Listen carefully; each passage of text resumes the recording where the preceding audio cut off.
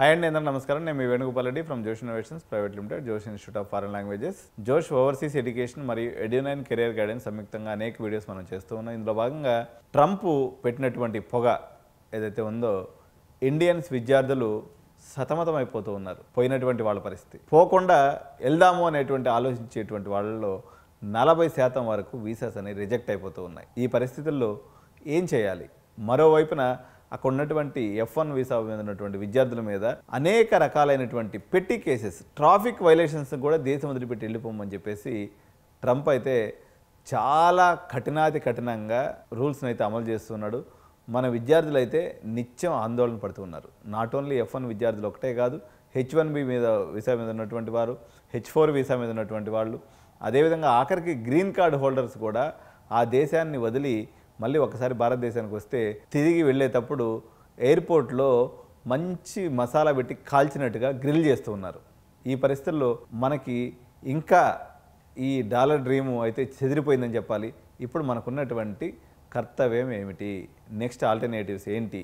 ఏ దేశాలకు మనం వెళ్ళాలి? ఎందుకంటే దాదాపు 10 లక్షల మంది విద్యార్థులు, అందులో ఒక 3-4 లక్షల మంది యూఎస్కి వెళ్ళేటువంటి విద్యార్థులు ఉంటారు. వీళ్ళందరూ కూడా నెక్స్ట్ ఎటు వెళ్ళాలనేటువంటి చూస్తున్నటువంటి పరిస్థితుల్లో కనీసం ఒక 5 ఆల్టర్నేటివ్స్ని నేను ఈరోజు మీ ముందు ఉంచాలనుకుంటున్నాను. What are the best alternatives in case ఇప్పుడున్నటువంటి పరిస్థితుల్లో? మొట్టమొదటి ఆల్టర్నేటివ్గా మనకు కనిపిస్తున్నటువంటిది యునైటెడ్ కింగ్డమ్ అండి. ఎందుకంటే యునైటెడ్ కింగ్డమ్లో కూడా చాలా మంచి యూనివర్సిటీస్ ఉన్నాయి. ఆక్స్ఫర్డ్, కేంబ్రిడ్జ్ అనేది ఉంది.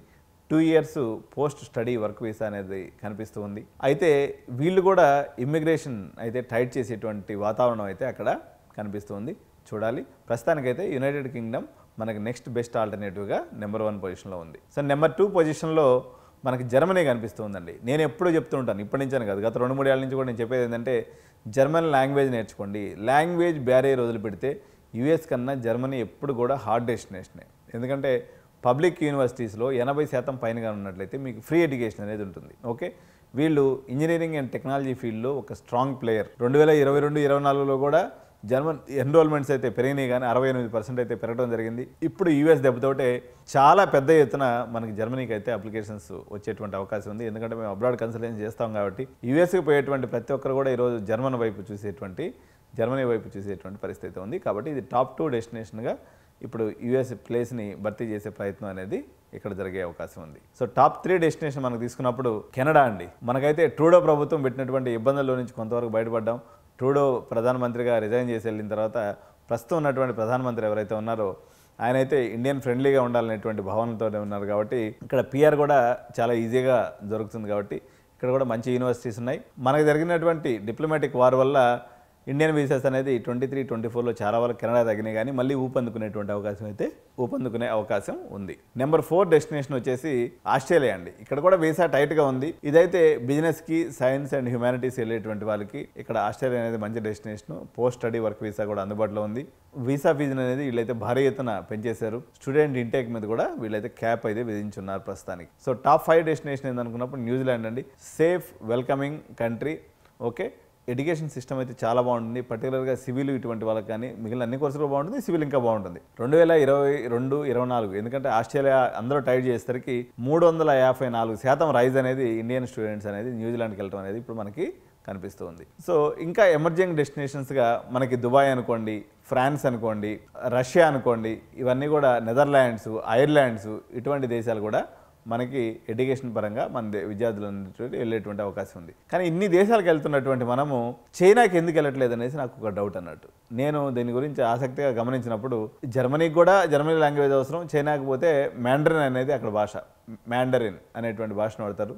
ఇప్పుడైతే చైనా ఒక పాలసీ కూడా తీసుకొచ్చింది. ఎవరైతే ఏషియన్ కంట్రీస్ నుంచి వస్తారో ఈ విద్యార్థులకి ట్యూషన్ ఫీజు లేకుండా ఇక్కడ చాలా యూనివర్సిటీస్ స్వాగతం పలుకుతున్నాయి. కాబట్టి ఇప్పుడు ఇద్దరే పెద్దన్న పాత్ర పోషించేటువంటి అవకాశం ఉంది. ప్రపంచంలో ముగ్గురు పెద్దన్నల్లో మొట్టమొదటి ప్లేస్ యూఎస్కి అయితే, second place China and third place Russia.